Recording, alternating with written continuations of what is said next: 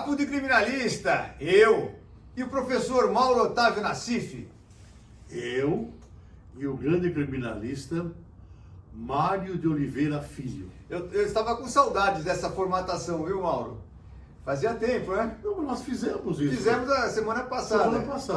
Mas muito pouco durante a pandemia. Mas estamos aqui juntos, firmes, fortes, contra os inimigos do processo penal democrático e em favor da advocacia criminal. Bom, falando em inimigos do processo penal democrático, um tema que vem polemizando as questões da audiência de instrução e que é o coração do processo, como eu sempre digo, é a questão referente ao interrogatório do réu. O réu pode ou não pode responder seletivamente. Não responda ao juiz, não responda aos membros do Ministério Público, principalmente para o assistente da acusação, só responderei as perguntas do meu advogado. Mauro, pode? Constantino, só, até não responda aos jurados também. Assim, pode não querer responder aos jurados, mas pode ter seletivo? Perfeitamente, normal. Mas o Mauro e eu estamos há quanto tempo falando isso, né, Mauro? Isso há muito tempo, há muito bem. Você foi o primeiro a falar isso. Mas essa matéria, você foi o primeiro a falar, você é o pai da criança. A criança é sua. Você foi o primeiro. Mas, depois que você falou, eu fui examinar, fui estudar. É uma coisa que vem até de Roma. Sim. Vem de Roma, porque em Roma havia dois tipos de magistrados em Roma. O questor... Olha para lá, Mauro, que eles querem te ver. Ali?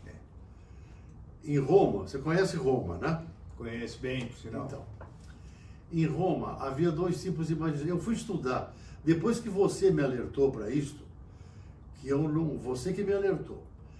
Em Roma havia o pretor, que era o magistrado civil, e o questor, que era o magistrado criminal.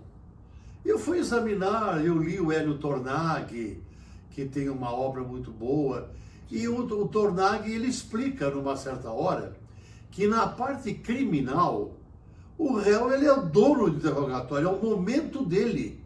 Ele faz o que ele quiser. Então você tem toda a razão.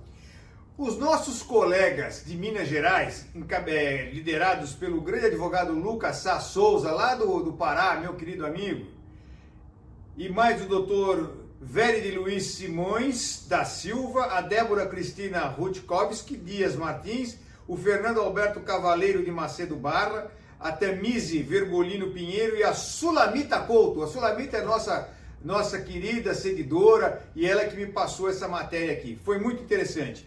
Eles impetraram uma ordem no Tribunal de Justiça de Minas Gerais contra um magistrado que negou, seguindo o parecer do Ministério Público na sala, o Custos Legis, o famoso fiscal da lei, né, dizendo o seguinte, que ele queria que o réu só fosse ouvido, respondesse as perguntas da defesa.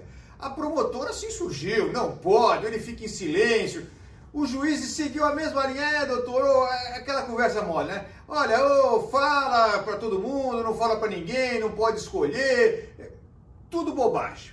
O Tribunal de Justiça de Minas, que também é um tribunal super retrógrado nessas questões, não digo duro, é retrógrado mesmo, ele denegou a ordem do habeas corpus e o pessoal, então, os nossos colegas, impetraram uma ordem de habeas corpus no STJ que foi parar na mão do ministro Félix Fischer. Anota aí, o habeas corpus é o 628-224, vou repetir, 628-224 Minas Gerais.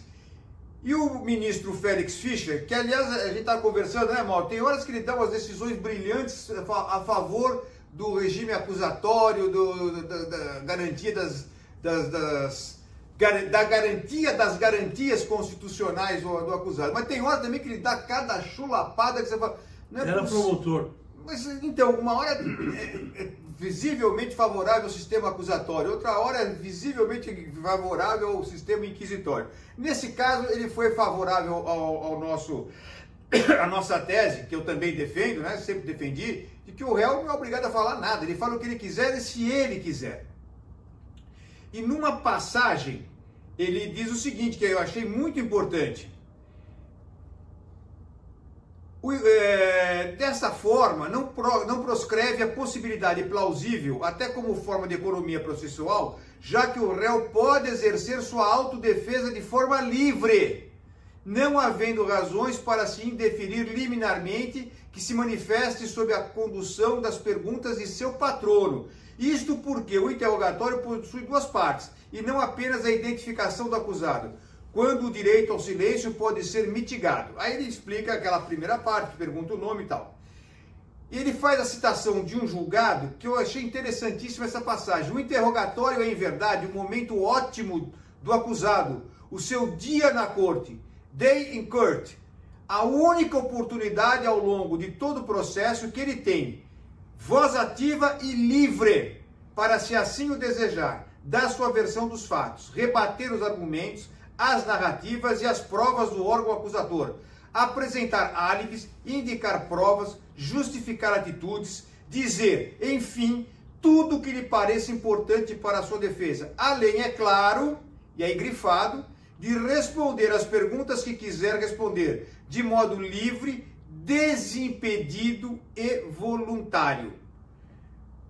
Esse acórdão merece ser lido, esse acórdão é um paradigma e deve ser invocado sempre, porque o réu tem o direito de responder somente as perguntas de quem ele desejar responder. E eu sempre oriento, no júri, no plenário, só responde ao defensor dele e aos jurados. Ponto. Mauro. Eu quero só acrescentar para encerrar que esta colocação que o Rogério Schietti fez, o dia na corte, ele fala até em inglês, né? Isso já vem de Roma. Sim. No direito romano, lá não era inglês, né? Não falava-se inglês em Roma. Falava-se italiano, né? Italiano não, latim.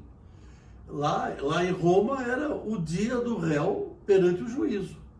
Ele podia ficar livre, podia falar o que ele quisesse e não praticava falso testemunho, nem denunciação caluniosa. Nada, é o dia dele perante o juízo. Então o negócio do dia da corte é uma Day coisa... in court. Isso é coisa nova. Mas na verdade é um mix. Vou contar a história do mix para vocês. Na verdade é coisa antiga. Então esse acórdão é maravilhoso, esse aresto é maravilhoso. Você está certíssimo. Você foi o primeiro advogado do Brasil a levantar isso. E continua advogando a tese de que o interrogatório deve ser optativo. O réu faz se quiser, não é obrigado. Ele se manteve em silêncio, ele opta por não realizar. Só para encerrar, uma passagem muito bacana, para botar uma pá de cal sobre aquela questão, mas contraditório, as perguntas têm que fazer, as partes têm que fazer perguntas, bobagem. O Félix Fischer diz o seguinte, portanto, tendo-se como direito acusado a possibilidade de autodefesa, que não se confunde com o direito ao silêncio, o de não produzir provas contra si mesmo, assim como que a dom da defesa se surgiu na própria audiência, da mesma forma que a renovação do interrogatório e dos prazos seguintes. Ou seja, quando acontece isso, tem que parar na hora, porque senão preclui o seu direito e faça consignar em ata. E óbvio, esteja gravando a audiência, porque se tivesse quiprocó que vai dar, você já tem tudo gravado e tem como comprovar o abuso de autoridade em querer que o réu ou fale com todos ou não fale com ninguém, ou cale-se para sempre. Mauro, vamos! Foi um ótimo programa. Papo de Criminalista, a gente volta, um grande abraço.